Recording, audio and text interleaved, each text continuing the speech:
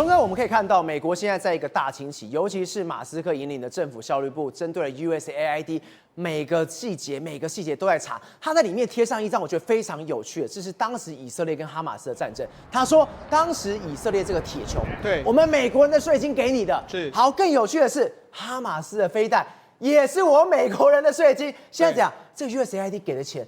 给了恐怖分子，对，没错。实际上，这个伊隆马斯克贴这个梗图，就说，你可能防卫的这个铁球系统是我出钱，那这个恐怖分子打过来的飞弹也是我们美国出钱的。为什么？这可能就是这个伊隆马斯克目前要大开刀的美国国际开发署，就 USAID 这个公司这个单位。那这个单位呢，每一年会拨款400亿，就是做所谓的人道救援。但是人道救援怎么发到最后发到这个恐怖分子的手上嘛？对。所以目前为止来说的话，川普是相当支持这个伊隆马斯克开刀的。那伊隆马斯克就说，我这样开刀之后，搞不好我会被暗杀，所以他也很害怕。这到底动了多少人的这个油水在这里面？好，那为什么这样说呢？事实上，你看这几天的时候，这个 USAID 呢没有给钱之后，你看这时候没多久的时候，巴勒斯坦的总统阿巴斯巧合就说，我们这个所谓付费的这个杀戮的巴勒斯坦的这个安家费用就停止了。那这是什么意思呢？就过去一段时间，可能有很多巴勒斯坦的恐怖分子被这个以色列抓去关了。那关了之后，你后来就被放出来。那放出来的时候，或者说你有家人死亡的时候呢，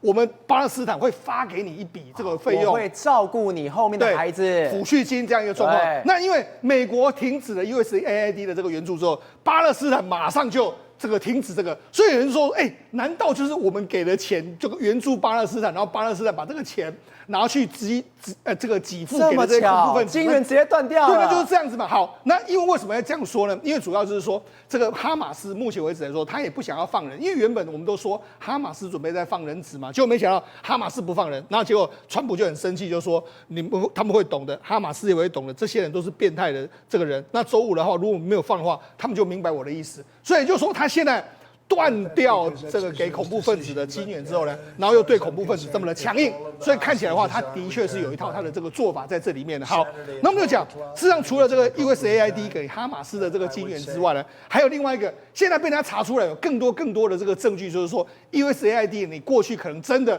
给了恐怖分子非常多钱。还有对，那为什么？好，这个 USAID 呢？曾经呢，在巴勒斯坦有一个这个我们要援助巴勒斯坦人重建嘛，那重建的话就要盖一个水泥公司，所以就有一个叫做萨纳德的这个水泥公司，就是我们看到这个萨纳德的水泥公司。就萨纳德的水泥公司呢，现在后来没多久的时候就变成什么？巴勒斯坦大部分的这个水泥都被他掌握了嘛，被他掌握之后呢，就没想没多久之后呢，这个水泥公司生产的水泥呢来做什么呢？因为我们知道在这一次的这个哈马斯作战里面，不是他们挖了很多地道吗？对，挖了很多这个所谓建筑物嘛，那建筑物的水泥哪里来？就是这个萨纳德公司给他们的啊，这不是为了帮他们盖房子吗？变成盖地道。对，所以等于是说，美国援助了这个水泥公司，就这个水泥公司把他的水泥出给谁？出给这个哈马斯，那哈马斯在那边挖地道。你看，他们这个之前美国还帮他做了所谓大型的机具啦，弄个实验室，你怎么做，把这个水泥做得更好？就被他这一次完全就变成这样子。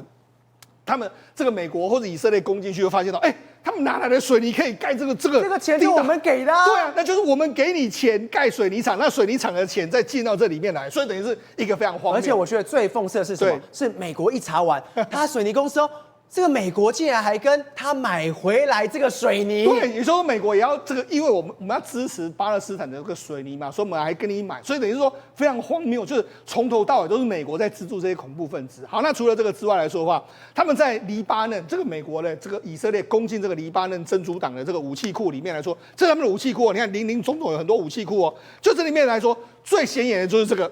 USAID， 也就是说，这里面来说又是你 USAID 提供给，包括可能给这个黎巴嫩的政府的一些援助，就没想到，不知道怎么最后流到这个真主党的手上。陈哥，刚刚我们有提到一个最关键，水泥，我今天资助你，我之后又买回来，这不就公然洗钱吗？对啊，那所以你就知道说，事实上目前为止，这个为什么伊隆马斯克说 USAID 是一个非常邪恶的这个机构？好，那除了这个之外来说的话，这个USAID 曾经干过多少事？现在美国人很多都说了，搞不好盖达组织也是我们养出来的嘛。好，那你看这是什么？这是国际开发总署，他在这个叙利亚内战的时候给当地，这是在叙利亚内战，他们给当地的这个 IS， 这是 ISIS 的领袖，他发表言论。那你看后面的看棒就是 USAID 啊。就是可能是 USAID 给他们的一些相关的帐篷，给他们相关东西，就没想到在恐怖分子就出现。这个画面实在太荒谬，就对很像艺人在接受访问，有很多广告牌子，对哪有人拿这张照片之后，旁边都是 USAID， 对通通都是。是，而且他是个恐怖分子，就后面这个是美国开发署的这个看棒，你就说这个显然是相当荒谬。好，那除了这个之外来说的话，现在的盖达组织在也门分支的领袖叫做奥拉基。奥拉基来说，他们现在发现什么呢？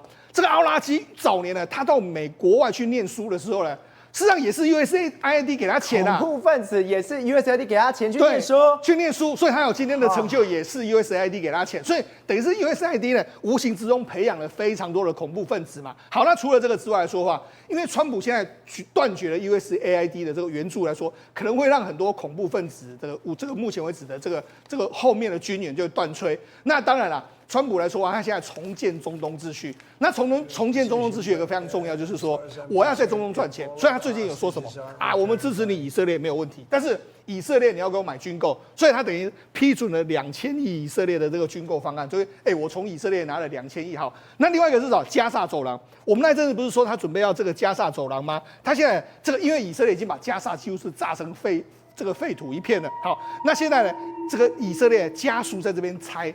这个房屋啊，为什么要拆房屋？因为未来这个他要在这边开发嘛，开发，所以我们现在再把这个房屋炸一炸，然后再把这个所谓房子拆一拆，把它弄成空地了。未来这个所谓川普可以进驻。好，那川普真的要进驻吗？他不是说了，因为这几天的时候，约旦国王不是去访问这个川普吗？去访问川普的时候，他们就讲到说啊，这个巴勒斯坦的这个移民的这个难民的这个所谓的安置的问题的时候，就没讲他说什么，约旦就说不行啊，你要把巴勒斯坦人按照我们这边来，我们没办法接受。就没想到这样，这个川普说什么？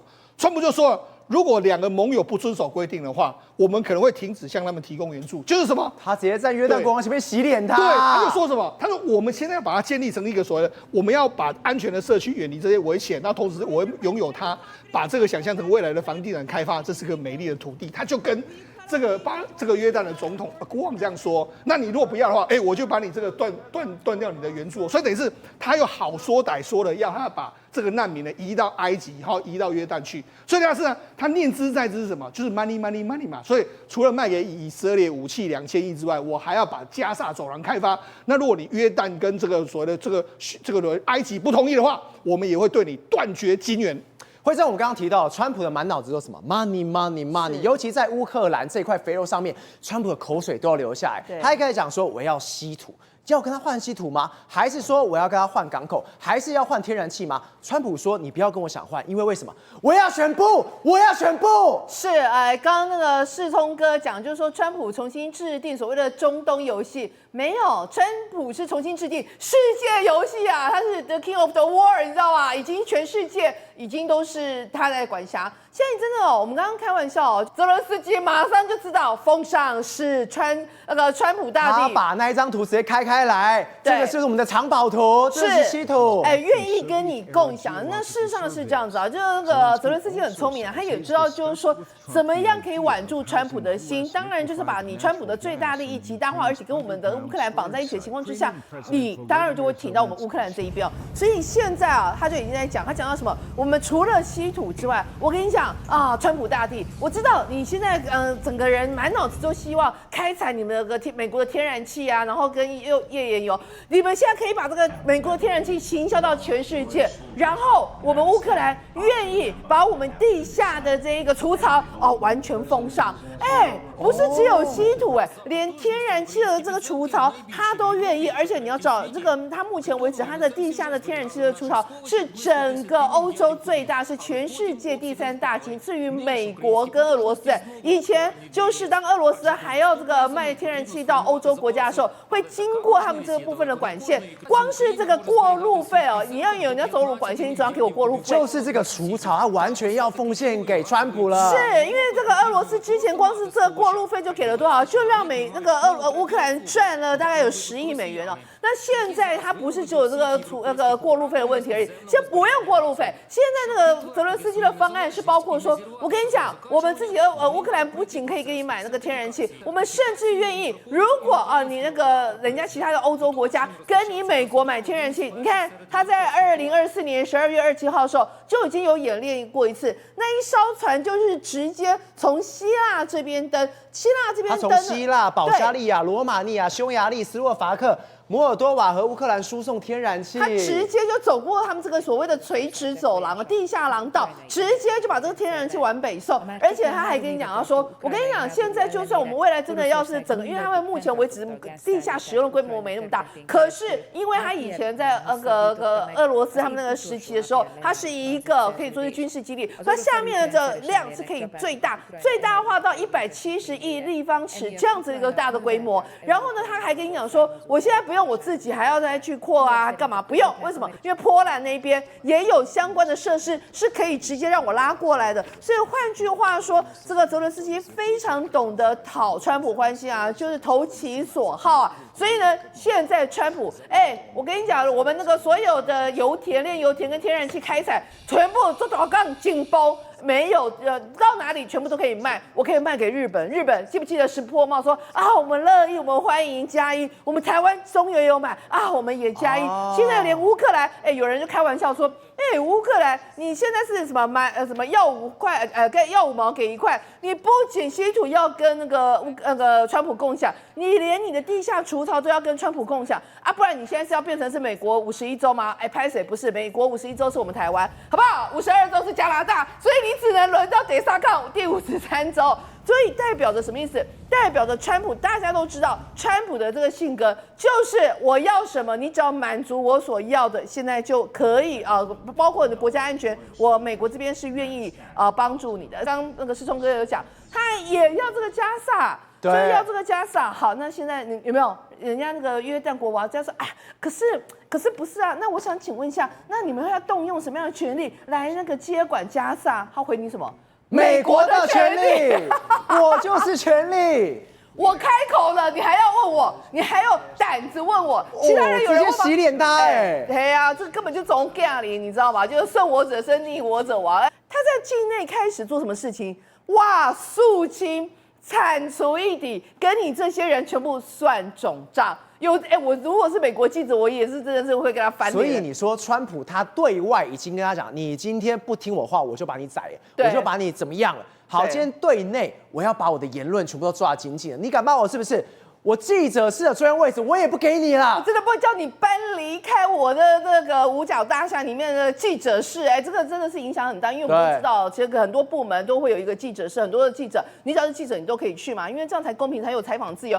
他现在直接叫你滚 ，get out， 你知道吧？而且呢，这几个都大媒体对不对？纽约时报啦、NBC 啦，还有那个NPR 啦，这全部都是大媒体。然后连 Politico 这一次也是那主要的 Politico 这个部分就是说什么有一个网络这个所谓记者爆料嘛，说什么有$820万流到 Politico， 后来 Politico 就跳出来说没有，从头到尾只有$2万，而且是他们订阅的钱，那人家不管你这么多啊，我叫你滚就滚啊！而且还很好笑，他把他赶出去之后，他说叫谁递补他们的位置，竟然叫亲他，就是最友善川普的，就这个Brad Pitt 那一个有没有？他们那个就算是自媒体啦，所以你就知道。我们会认为说，些什么自媒体的，比如说你可以把馆长变成到我们的整个总统府，馆长就是总统府的概念，你就觉得当然啦，那个不是馆长那个人家的层次高很多，只是你就会让人家觉得说，哇，川普真的是爱恨分明哦，只要是站在我的对立面，我真的完全把你铲除。